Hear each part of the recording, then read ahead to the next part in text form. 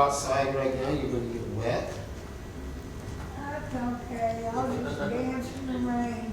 Uh, Tell you what, Beth, we won't melt. You won't melt? No, I won't. Oh, well, I get coffee. I know I won't. Salt gets cold. salt gets, yeah, as my mom and some of the family and some of us picked up on it, sugar melts and salt cakes, so Yep, clumps up. yep. All right. Let's start with some praise reports. Rain, praise it for the Praise rain. for the rain. Thanks for the rain. Praise it For the rain. Thank goodness you all got home okay with, in spite of car trouble. It must have been something about Dumas last for the night. rain. You too. Yeah, I was gonna say, Betty said that her and Jimmy had the little car problems around Dumas area, but we had a flat coming out of Dumas. Hitting on the same people in the same church. Yeah, I'll tell you, somebody had it out for us. Well, it's just like. Anybody else with a praise report? Well, my kids are getting stronger and livelier. You ought to see them. They're characters. Okay. Thank God for that. Because they're very young. All right. I got to visit with Liz via texting yesterday. She's in San Antonio visiting her mom, Maddie, and her grandma. Her first complaint was, Mom and Maddie are baby hogs. You know, that can be taken two ways, Charlie. You want to be careful how you say that. A friend of mine named Lisa, her granddaughter was born, remember, I think it was 4 weeks early or something like that. And she's now 13 or 16 months old. 16 months old.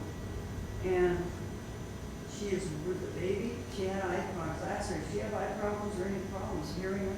She says, it's eye problems, but now the doctor's saying the eyes are good. And that was, she said it was a miracle. And I said, well, you have a lot of prayers out on you and that child and that mama. So that child, she showed me the videos of her, and she's just like a normal little thing. Yeah. But at 2 years old is when you really see the real. But trusting God did the whole works on the baby. Continue to pray.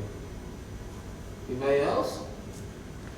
Well, I wanna praise the Lord, I may have my saddle and stuff sold to bring in some extra cash this month. That's always good. Lord, Well, I was grateful that we got my son's vehicle all in shape. Took it into mechanics and he found some issues from the incident way back in October that had been missed, including a bent strut. Now it runs great. Charlie helped me Sunday afternoon. We got it so the battery doesn't get drained by the stereo system. All was good. We have working air conditioning. You do? You have working air conditioning at your store? Yes, Wow. it was a comfortable day today. I am going to have to go over there tomorrow and check it out. I left it running for the night, so. Oh, great, you'll walk into icicles in the morning. It'd be nice and cool there. We pulled- Freeze yourself out of there. Mm-hmm. Hey, that's pretty cool, Charlie. I need to catch it up, get that full spread so some of the heat will go away. Yes. All right. You were at, so, the mayor's asking about Michael and Caitlin. They're doing well. Continue to keep them in prayer. They do, as we said, they do need to continue raising support to get up to a full income level.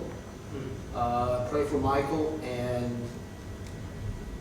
I'm not sure who all's going from the Portales lunch. I know he said Caitlin will be staying home.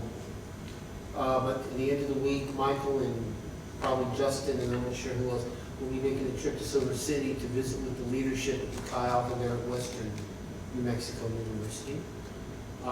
Keep our Chi Alpha groups in this state. There are some things taking place, some things having to be dealt with in one of them, and they just need prayer. Our general council is taking place right now in Columbus, Ohio, our national meetings. And part of me would love to be there, but my son's wedding is more important for this year, for a long trip. But they're taking care of some business. None of it is real earth-shattering, thank goodness. In fact, a lot of it is that kind of business you have to conduct legally to make sure your constitution, your bylaws for your organization, make sure everything reads the same. So, anyway, keep those in their prayer. Any other praise reports? I have a weird one, A weird praise report or prayer request? a weird break report. Okay, I was, we like weird. well, I was complaining because I hate wet sleeves. And I hate wet socks. And God said, why are you complaining? You have clothes to get wet, socks to get wet, you have feet to get wet, you have a washer and dryer to wash it with your yard. Mhm. This is what you're complaining about, silly things. Right. So. As I used to I thought it tell, was pretty cool. as I used to tell my boys about certain things, first world problems, huh? Pastor, I thought it was pretty cool. In that text you gave had something to do with Mike and Caitlin, then you said something about ENMR. About what? Or ENM, I thought it was ENMR. I don't have my phone to read it. No. Something about some other thing, and I thought it was an ENMR. Today? Hmm? Are you talking about the texts I sent out today? When you sent, I just took a quick reading of it, and was. I said there's one- And Mike, and then something else. Not in any text I sent out today, no. The only text I sent out to you guys today is about questions tonight and about women's meeting Then it tomorrow. was yesterday, maybe. No, I didn't send any text out yesterday. Well, the one that, when did you send the one on Mike and Caitlin? Oh, Lord, I didn't send one out. Last time I sent one out, and it was, yeah, oh, it's ENMU, Eastern New Mexico University. To pray for Chi Alpha and they're at Eastern New Mexico University. ENMU. Oh, maybe that's where. That's I like- thought Okay. I was gonna say, ENMR. I don't text about Plateau. And, okay, prayer request. Taylor. Pray for Taylor. She's gonna use this there, Okay. causing labor pains, Mm. but she's good. She's good otherwise. Yeah, continue to pray for Lily, I'm sure. Is she still in Cruces or is she back home? She's home. She's home, okay? We got a whole bunch of Chi Alpha people traveling. Like I said, Michael and some of them will be traveling to Silver City. Christopher and someone from Lubbock will be going to Amarillo tomorrow for a 3-day retreat for leadership. Trying to think what else. Continue to pray for my sister-in-law's grandmother, Sister Kaylee, former pastor's wife of this church.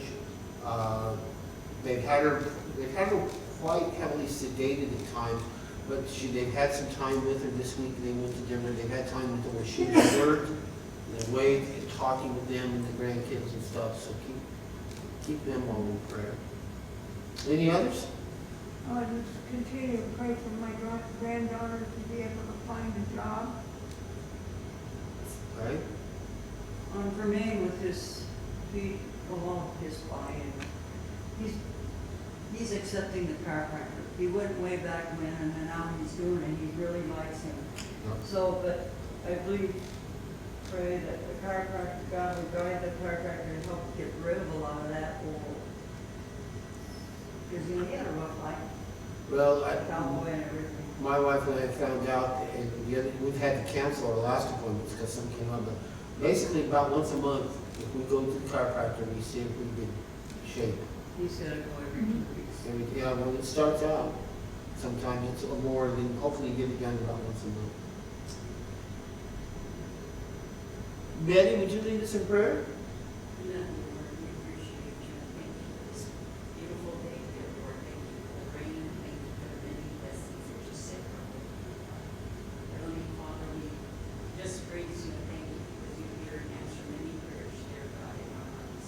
And Heavenly Father, we pray for each and every prayer request in this week of you, Lord. You hear all our requests, dear God. You know that your requests be made known, dear God.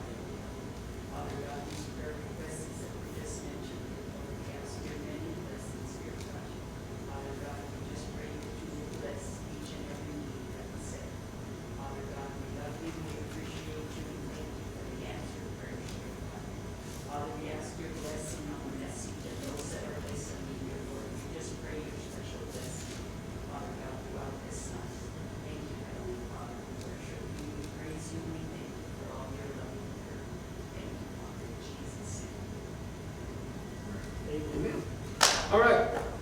Any questions, comments, thoughts about what we've studied so far in this series? Well, Chris? yeah. Go ahead. I just wanted to mention, I mentioned to you already about a program I watched, I think it was Sunday night or Monday night, that is backing what we're studying, the beginning of this, and the name of the program is Genesis History. Okay. And it was very informative because it, in the beginning of the day, commenting on, it was, on the first day, on the second day. And they said the same thing you said, the Hebrew word, I don't know what the Hebrew word is, but it's a 24-hour period. It means a 24-hour period. Not a, millennial period. right. And Unless then it's they go used on to allegorically. explain scientifically the different layers in the strata of the earth, and they spend a lot of time in the Grand Canyons and a couple of the other big carved areas in the earth. But it is, like they said, the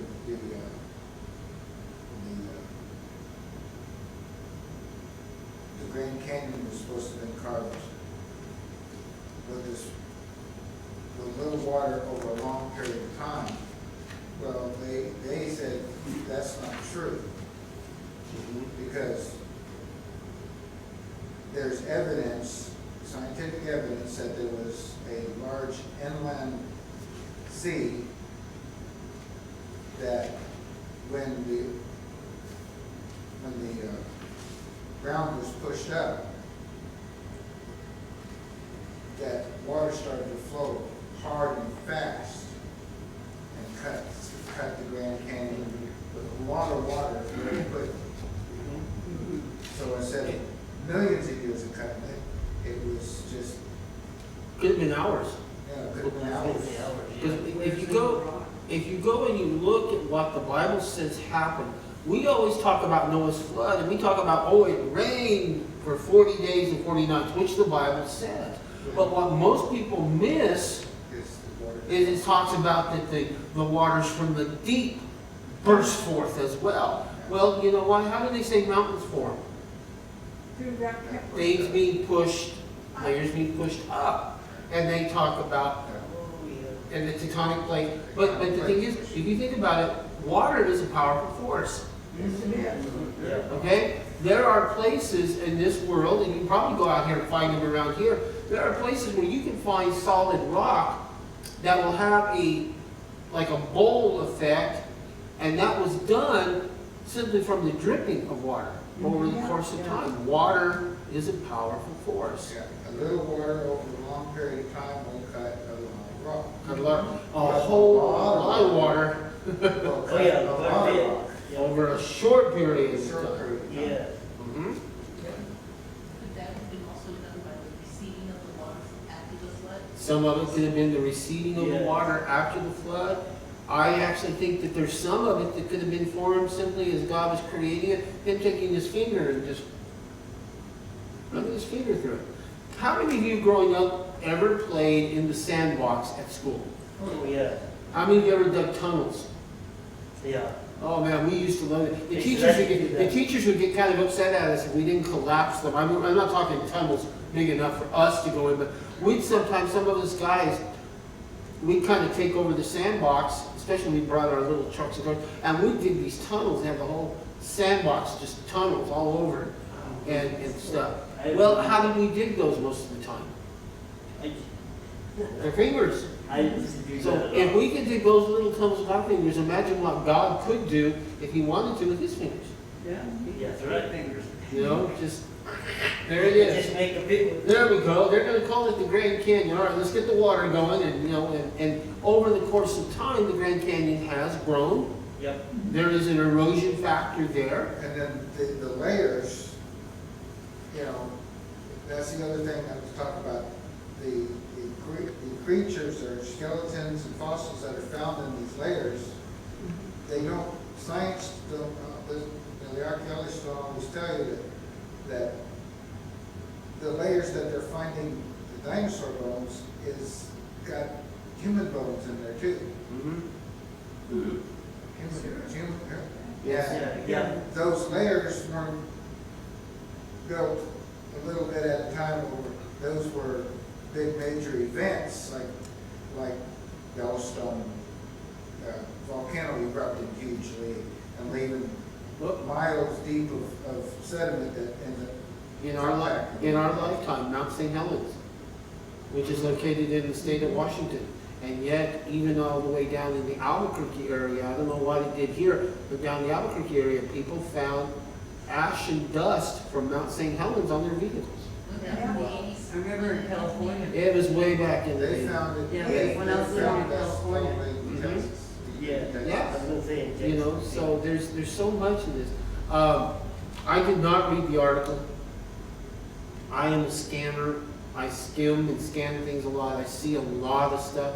There was one that came out 2 or 3 days ago. I just caught this in some permafrost somewhere in the frozen north, and I'm not sure which country. They found a worm frozen in that permafrost, and if I caught the gist of the article correctly, they were able to resuscitate it. Yeah, Well, they can get DNA off of those They, things. they Yeah, resuscitated they it. brought back life. It was in like what cryogenics claims they can do. It was so frozen, it had frozen so quickly, apparently, that they were able to somehow partially revive it. And it's a type of worm that they said hasn't been seen for, now in their terms, millions of years, in a few thousand years. Wow. I mean, and you think about it, have we lost animals? Yes, Oh, yeah. Yeah. there's extinction. There's extinction. And they got some coming up that's The- going into extinction. The dodo bird, Yep. is it carrier pigeons? carrier pigeon. Carrier pigeons. What's funny though is they think sometimes that these animals have become extinct, and yet there's that one fish. Now this happened probably 50, 60 See, years. they can. The coelacanth pig. I never can really. A fisherman off the coast of Africa was fishing, and he caught one of these things, and they're ugly. You kind of look at it and go, Lord, what were you thinking? You know. Quote unquote millions of years old. Well, yeah, the thing is what they've discovered, they've been finding more of them. This fish, for whatever reason that they thought had gone extinct, simply adapted and is living most of the time at such depths that man was unaware of it, and in the last few decades, they began to come a little higher up, and man has caught some of them. But yeah, they thought it was extinct. They found fossils of it, thought, well, it's old, it's no longer up. Guy catches one. Wow. Down in Joyce's area of growing up, around San Antonio, years too. When we went there for our honeymoon, over 30 years ago, we went to, is it San Marcos that they have the glass bottom boats? And when you're on those boats, the underground water pops up. You can watch it coming up through the sandy bottom of this lake, and it has what they call a salt and pepper effect. Well, when we were there 30 years ago, they told us some students from the university come and spent a summer doing research. They were diving into that underground aquifer that is totally void of light. No sunlight, nothing. And they discovered 3 new little creatures that they didn't know existed. One was a shrimp, one was another kind of little fish, and then one was another kind of crustacean. The unique thing about them is they dwell in total darkness. They are totally transparent. You can see right through them, right? I mean, you see they're there because they live where there is no light. Light never penetrates them. You found them. So, based on what we've already studied at the beginning of history, God created all that, I'll toss a question out there to you. Do you think that God is still at times creating new creatures or species or animals within a given species for us to discover? Oh, yeah. I think under the sea, there's still other animals on that we don't know about. Okay, she brings up the sea. Let me ask you this question. Who can tell me what the world's tallest mountain is? Mount Everest? Mount Ararat. Oh, no, Mount Everest, not even close. Oh, Mount Everest is what we all say because it is the tallest mountain if we measure from sea level up. oh, But in yeah. the middle of the Pacific Ocean, there is that giant trench, and the name escapes me. I told you my brain's tired. What's it called? Mariana Trench. Mariana Trench. Oh. There, they have this established and discovered there is at least one mountain that comes up from the depth of that is much taller from top to bottom than Mount Everest is. Oh, the taller volcano in Hawaii is, from its base, is way taller. Yeah, if you take its base all the way to the bottom of the ocean and not just from the ground level. Yeah. Why, let me toss this one out there, then I'll take your question. Why do you think God created things like that at the depths of the ocean that we have difficulty even knowing about or getting to? Like people say, like the scientists even say, we know more about the surface of the moon than we knew about the surface of the bottom of the ocean. That's the next frontier, they call it. Well, they call it the next frontier. Why did God create some of that stuff when He knows we don't have a way to get down there?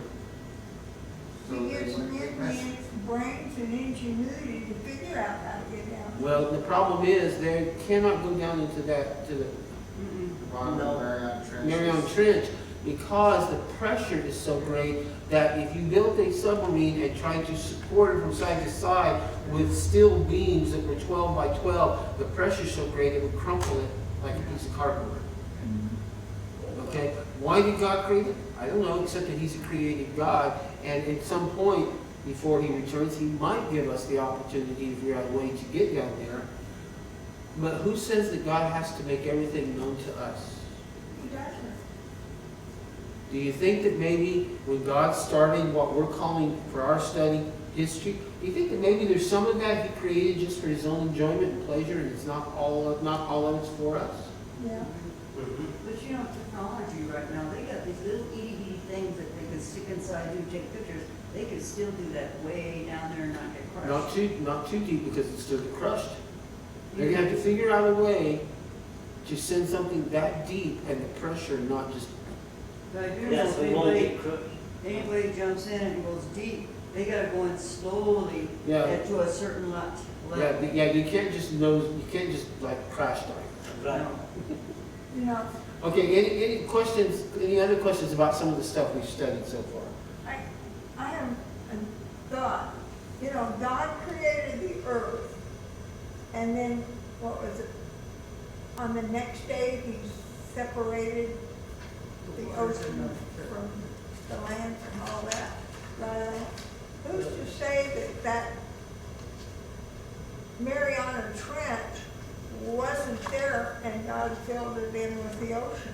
Well, possibly so. There is evidence, and I believe this. If you look at a map, for instance, they believe that at one point in the Earth's history that the continents were all together in one giant landmass. And if you take a look sometime, if you'll notice, it looks like South America, you could shove it over against Africa and it'd fit pretty good. Mm-hmm. You know? So during some of this time of Genesis 1, some of that was taking place. Here's the thing, we need to be very careful when we talk about creation and we talk about history. God can do it any way He wants. And there's times that some of it God did instantaneously. There's other parts of it that God puts certain laws of nature into place and He allows them to play out over the course of time. Just like the ocean. I just had a deep thought Okay, is it as deep as the Mariana Trench? It's gonna get crushed. here. The idea of Pangea, of all the land masses were pushed together, were originally together. Right. And, going with creation, if that is the way it was, when God created, we have one landmass. When the people started populating, it was very easy to cover the entire land of the earth then. And then when it separated, the people were already there. Could be. Mm-hmm. And that Could be. travel across the ocean to get there. One fact that will come up in our next lesson that ties in with something I said. Remember, we talked about last week, we talked about the early patriarchs from Adam to Abraham. Oh, yeah. And what was the one thing I told you to guard against when you're reading the first few chapters of Genesis? Guard against thinking that it was just this little group of people. All right, this will probably show up in next week's lesson as well, but it'll tie into me saying that to you. Remember, I told you that, if this man lived, picking, somewhere 750, 800 years, and let's say he was capable of fathering children for 650 to 700 of those years, how many children could he have fathered, right? Well, in this one thing I read, next week we're going to be talking basically about the first family. Adam and Eve, Cain, Abel, Seth, and their immediate family, children.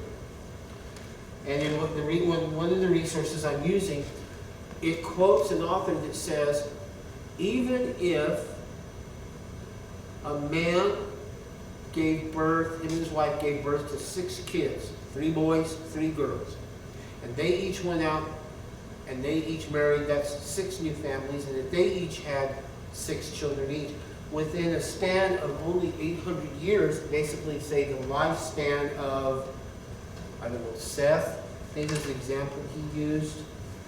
So this is where you need your notes. Seth lived 920, okay. So he says, within an 800-year span, even if every patriarch listed with their wife only gave birth to 6 kids, but they all 6 got married and all 6 of them had 6 kids, within 800 years, he says, the world's population would have been at a minimum of 120,000 people. Now to us today, that doesn't sound like much. We got cities with more than that, but when you're starting with 2 people, and in the course of 800 years, a minimum of 120,000, I personally think it was a lot more than that.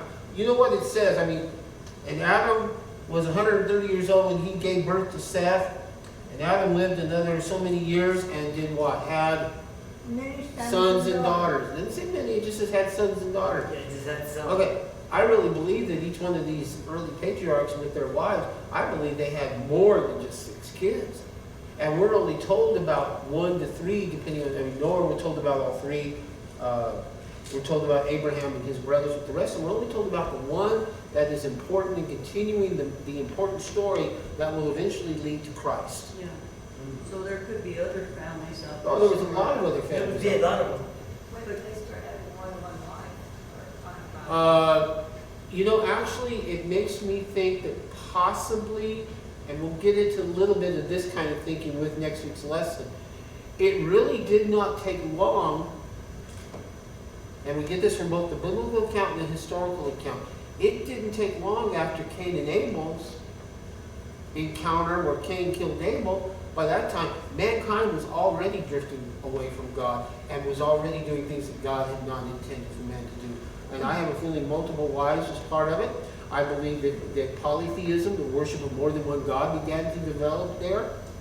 And I believe they began to probably, actually,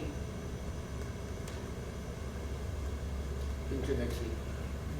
There's one of the early ones that talks about there that he says, he comes to his wives. This is in like the first 5 or 6 chapters of Genesis. It says he comes to his wives and he says, I've killed a man. And so here's the deal, if it was hard on Cain, it's going to be doubly hard on me, so you need to help me be protected. We'll get into the actual story. So unfortunately, that happened within a relatively short time after Adam and Eve were expelled from the garden. But again, remember, we're also not lifespans of 700 to 900 years. For instance, I don't want to get into next week's lesson, but I'll just toss this out. How old were Cain and Abel approximately when Cain killed Abel? We don't know. We don't know. You've taught Sunday school for kids. How do they usually show them? Very young men. Wow. Reality is, we don't know. How old were Adam and Eve when they got booted out of the garden? We don't know. Well, I can tell you that it was less than 130 years because they had Cain and Abel. Cain killed Abel. Cain had to go and be on the run and was an outcast. And at the age of 130, Adam and Eve gave birth to Seth. So the question is, how long were they in the garden between the time they were created and that Eve was tempted by the serpent and they got booted out? We always want to read that through those first 2 or 3 chapters of Genesis. We want to read it as though, boy, it was just God created them, they were good, it was the 7th day, they rested, and then they named the animals, and then boom, they got booted out. But we don't know. They might have been in the garden living this wonderful life, communing with God for 50, 60, 70 years. We don't have a clue. We don't know. We don't know. No. We have been conditioned Yeah. to think certain ways, and we've got to be very careful about that. And if you grew up in Sunday school like I did, you kind of look back and realize, you know what? Some of what we were taught was an artist's conception. It was somebody's idea, but we don't know. Like, I'll just tell you, we have, where did it go? We got pictures like this one over here of Jesus. Did you know that most of us, when we think of a picture of Jesus, how do we think of it? In the Garden of Gethsemane. We think of him as a European man with a beard and long hair. The reality of it is, he was a Jewish man. He wasn't exceptionally tall. Most of them were not. In fact, I'm 5'9". That's the average height for a man today in our time. In those times, it might have been a little bit less than that. I think that's what I read one time. 5'5", Was 5'6". the average height for a man back then. Wow. Are Jews light complected or dark complected? They're, Yes. Fairly dark complected. Mostly dark. Mostly dark. they're more No, olive the colored. Jewish people, for the most part, are a darker complected people. Oh, Yeah, dark. Full-blood Jews are darker people. They're not white European, okay? yeah. Hair, Black, dark, Dark. dark black. from dark brown to black. Some are Yeah. really curly. How did a Jewish man wear his hair in those days? Very long. No, that's No, right. it was kinda short. Yeah. They wore it short. They wore it It short. was considered wrongful for a Jewish man to wear his hair long. Cut the hair, grow the beard. No, I'm not going Jewish. Nazarenes are I keep the beard. Nazarenes. I kept this beard longer than I have in many years, and there's only one reason, and that's because the wife likes it. So, Was it the Nazarenes with the short hair? no, Nazarites. all the Jews did. The Nazarite did not cut their hair. They had the long Yeah, hair. they had the long hair. They had the long Nazarenes hair. did. The problem is, the thing is with the Nazarites, I'll just toss this out there quick, it has nothing to do with the study. Most Nazarite vows were taken for a set period of time. Okay, I'm going to take the Nazarite vow for the next 6 weeks. I don't cut my hair, I don't cut my beard, I drink no grape juice, no wine, I eat no grapes, I eat no raisins, and there's probably some other stipulations. They probably didn't have relations with their wife, and it was a very set period of time. We only know of possibly two or three in the Bible that are talked about that were lifelong Nazarites. Can you name them? Samuel. No. Samuel was very possibly one. That one's a little questionable. Well, Samson was. Samson most definitely Yeah, was. Samson. We know he didn't keep all of those vows like he should. No. And the other one was possibly something John the Baptist might have taken as a Well, lifelong. didn't, the angel tell Zechariah that he was not to have? No, he any told me that he was to children? be, well, I have to look, he said that he was definitely anointed and filled with the Spirit and filled. But, so there was that. But no, but we all picture Jesus this way because of some paintings we've been influenced by that were done by Europeans. Now, does that make them wrong? No. In all honesty, most people around the world will picture Jesus In their own. in a way to fit their own cultural setting. And there's pictures with him with hair about right here. But back in his day, living in Israel, a Jewish man's hair would have probably been much shorter. Yeah. And then you probably got ones like, Like long like hair. some of us, that, growing long hair would not have been an issue with Europeans. All right, any other questions about some of the stuff we covered? I don't know, back then, nowadays you don't marry you know, like sisters and brothers don't get married, there's a big problem. But back there, When with things it started- sisters and Well, brothers, think about it. When it was just Adam and Eve giving birth, and they gave birth to Cain and Abel and Seth, well, Cain and Abel especially, who else did they have to marry? If it wasn't a sister, it was going to be a niece. Or nephew. but see, The guys didn't marry their nephews. Right. Yeah, I know. I know what you mean. So here's the thing. Initially, that was taking place, but then once the world became heavily populated, then God kind of said, you know what, that's not how you do it. But I mean, we talked about this. In all honesty, I understand why we don't want to marry close relatives, and that actually has some mental and physical issues. In fact, some of the great royal families through history, going even all the way back to some of the early Caesars and Herods, and even in Europe, some of them through the what we would call the medieval days of the knights and all that. The reason some of those families are so messed up is because they were intermarrying with family members who were too close to them, and it caused problems. But if we want to get honest about it, if we follow it back far enough, we're all related. Where do we all go back to? No, Noah. If you ever want to build an ark, I know a guy. they had, but he already had. We all go back to Noah. Because everyone else was wiped out in the flood. All you had left was Noah and his 3 sons. That's it. Everything else came from that. And once we get to Noah, it's a straight shot for all of us. And back through that I gave you, it's a straight shot through all of them, right back to Adam.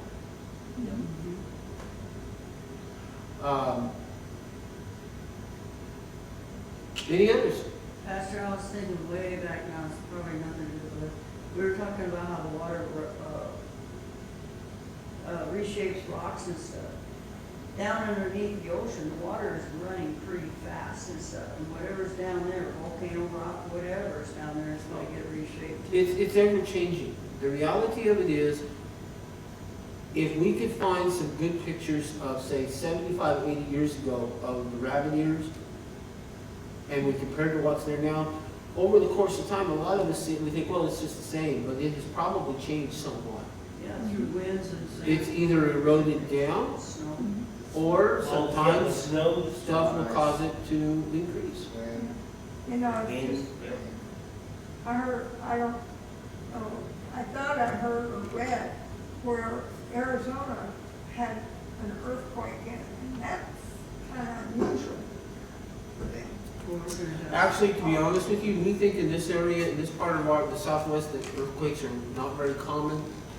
Come to find out, they're more common than we think. In my hometown, my grandparents' house was literally, you walk out their house, you walk down the end of their block, jump a ditch, and you're at the railroad tracks, hang a left, and go into the overpass there, and you're at the main train yard.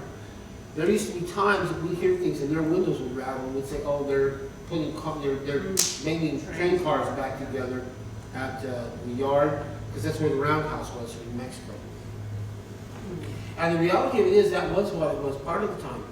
Years later, we found out they finally came clean with everybody and told us, he said, the truth is, on the West Mesa there in Berlin, there is a major fault line that runs down there, and said some of what rattled windows around Berlin was not the trains, it was actually that fault line shifting Yeah, on a regular basis. Now, nothing bad yet, but it has the potential.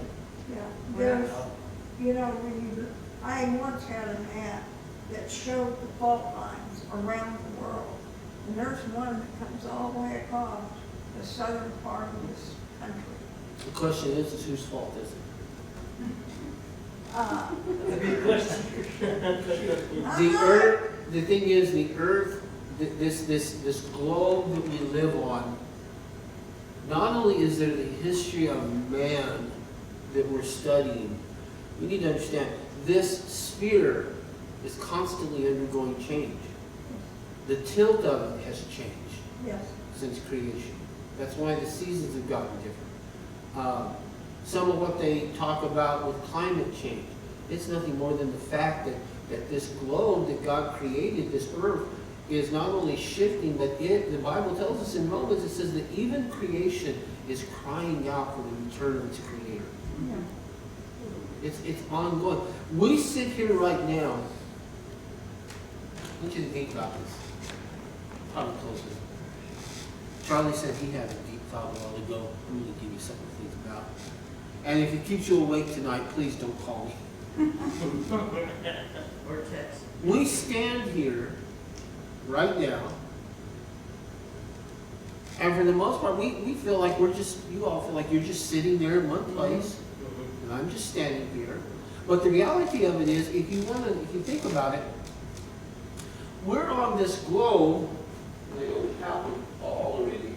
It's spinning. Senses. This is the earth. I got it tilted the right way, Charlie? I don't remember. Whichever way. Well, it's Where are we in relationship on the globe? Where are we in relationship to this? If this is the earth and this is what we would call the North Pole, where are we, more or less? About middle We're way. on the side. On the side and Side. Now think about it. We're on the side. We're not up here. We're hanging off the side. yes. And it's spinning. Every 24 hours it completes a cycle. And not only is it doing this thing every 24 hours, every 364 and a quarter days or whatever it ends up being, because we have a leap year, it's going Around the sun. around the sun. And yet we stand here and go, "Ah, I am standing perfectly still." No, you're not. And the solar system is Yep. actually going around. All the planets out there are going around the sun in their own speed, which is different. And the galaxy is going around the galaxy. and the Milky Way galaxy sits tilted a certain way, and it's got things going on in it. We think of this as, They're not sits. oh, we're just sitting here, and the sun rises and the sun sets. The truth is, the sun is moving, but it's not the sun that's rising and setting. No, it's- That's how we describe it for our minds. Even the Bible describes it that way. The truth is, it's not the sun that's rising and setting. It's the earth that's spinning around like this. Right now, the earth is off tilt for, I don't remember how many degrees, but it's not on true north or anything, it's off tilt. It's Yeah. always been tilted. And I don't remember how. Well, it's always been tilted some, but yes, it has shifted. And we have a lot of people trying to explain why. Some say it's the nuclear testing we've done with the bombs, some say it's this, some say it's that. I'm sure those will play a small part in it, but who's to say that's not the way God intended it from the beginning? Or it could have been What- an asteroid. When you all spin a top, how many used to play the tops? Yeah. Oh, yeah. When you spin a top, Yeah, I remember. the longer it spins, what eventually starts to happen? It starts to. It starts to wobble, it starts to do. Well, you know what? God only put so many spins on the agenda for this planet. This planet's not permanent. In fact, when you get to the book of Revelation, we find out there's going to come a point where God's going to destroy this planet and all this stuff that we explore out there. He's going to destroy it all, and He's going to create a new heaven and a new earth for us. No prettier.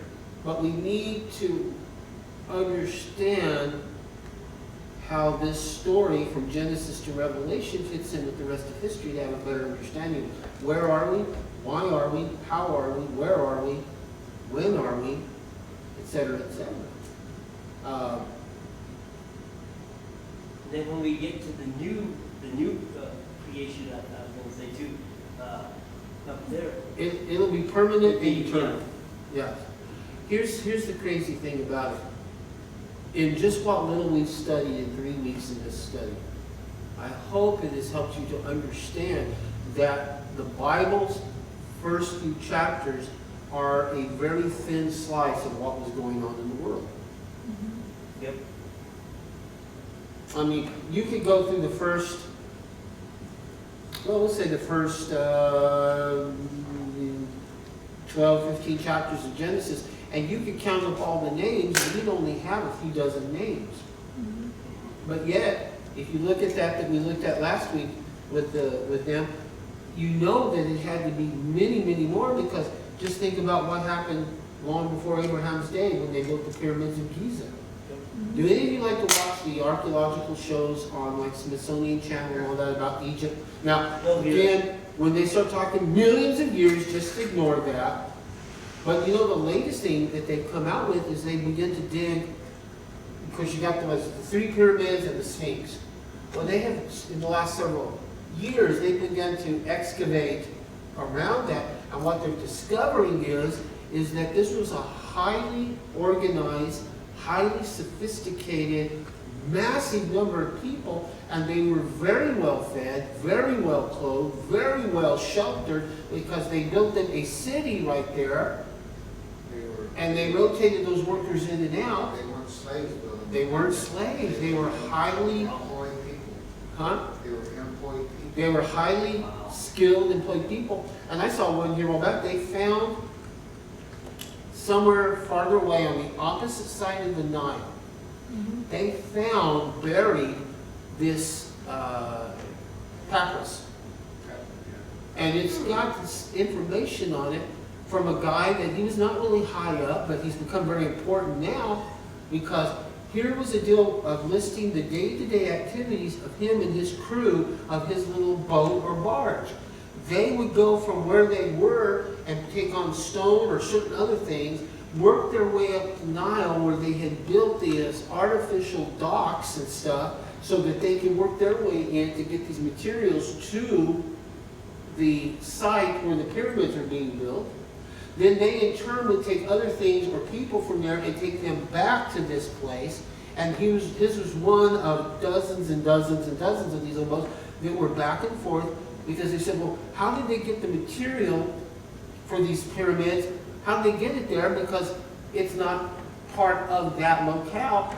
It comes from over here. Well, now they've discovered how. They had this very highly organized, intricate system of boats carrying people and goods back and forth. And by the way, when you see the pyramids today, what color are they? Tan, Huh? Brown. Brown.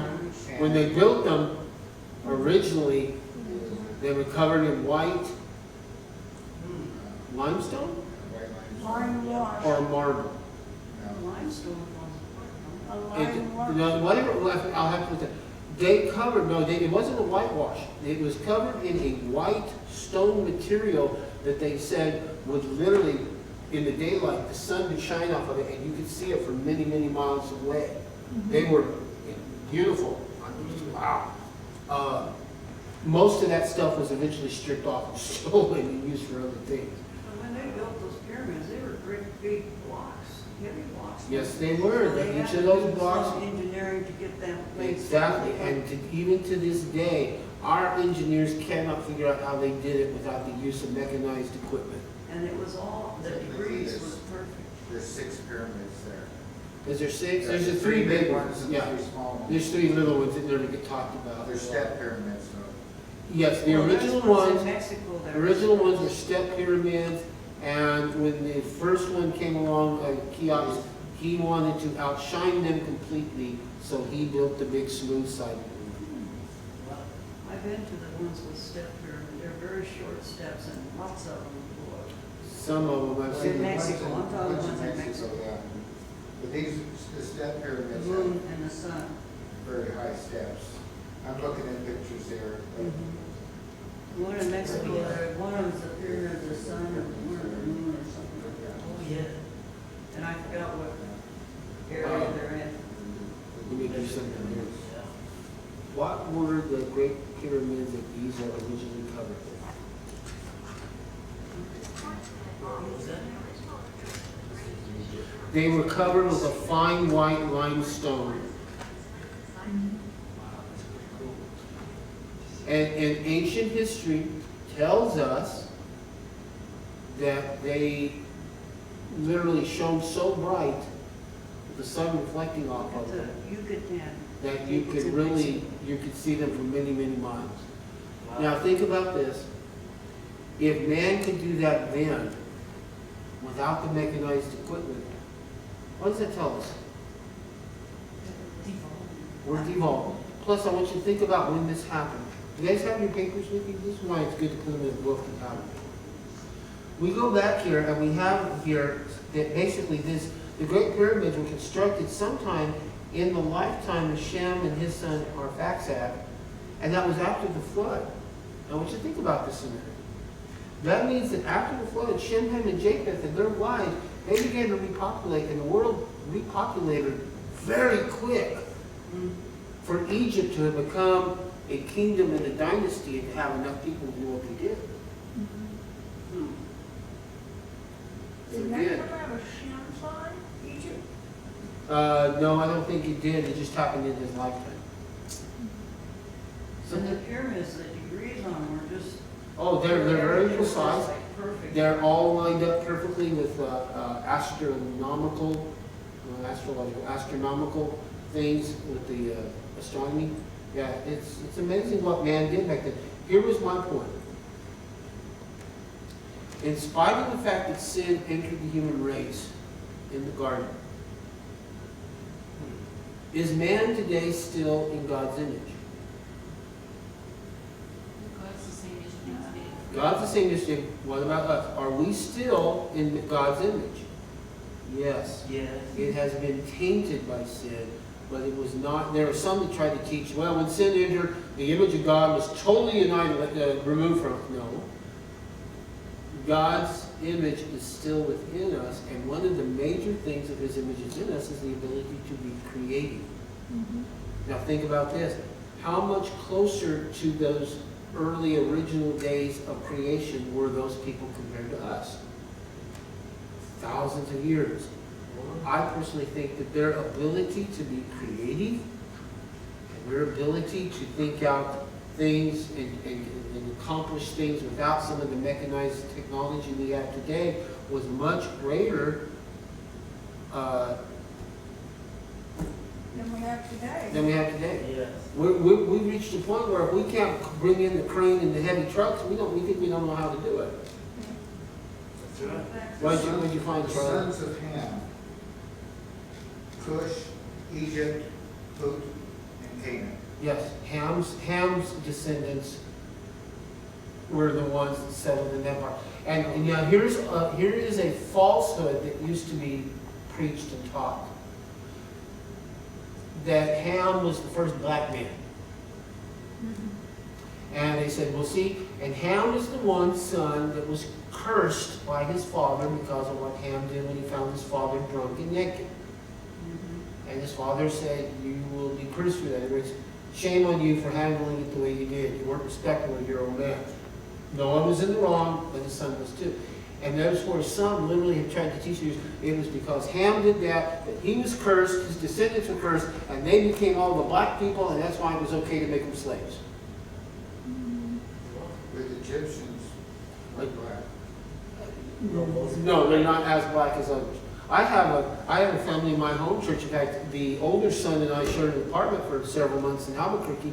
He had an adopted brother who was Egyptian, and he was not black, but he was definitely as brown as most of my Spanish and Mexican friends. Yeah. I, They're darker skin because it's better than the sun on them, right? Yep. So here's the reality of it. All of those people over there fighting, even to this day, they're all related. Right. Because they came from either Shem, Ham, or Japheth. Yep. But where did that whole thing start, of fighting with your brother? Of course, we all did. Where, We come from Shem, Ham. we all did. But where did the whole thing of having a fight and fighting with your brother start? Cain and Abel. Cain and Abel. There you go. Wow.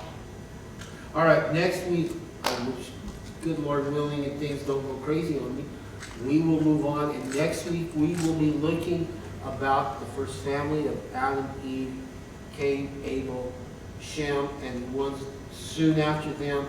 And we're going to find out that things you probably learned in history in school were things that were taking place during that time frame, and we'll fit the Bible part in with the historical things. We're going to be talking a lot about the area of Mesopotamia. Does that sound familiar to anybody? Yeah. I mean, in history class in school, they always want to talk about Mesopotamia. And I will try to have, at least on the screen, maybe for your notes, I will try to have you a map of the area that is and was Mesopotamia. All right? always said it Mesopotamia. Mesopotamia is the cradle of life, and we'll talk about why next week. Georgia, dismiss us in prayer. Father, we thank you for this time to be in your study, Lord, of your word, to fully understand the word of God that you have laid out before us. It is so interesting, Lord, to see how the history and the Bible come together and lay out your plan of all the earth and our salvation. And Lord, we praise you and thank you. Go with us now as we leave this place and bring us back and be appointed on your work with you. In Jesus' name, amen.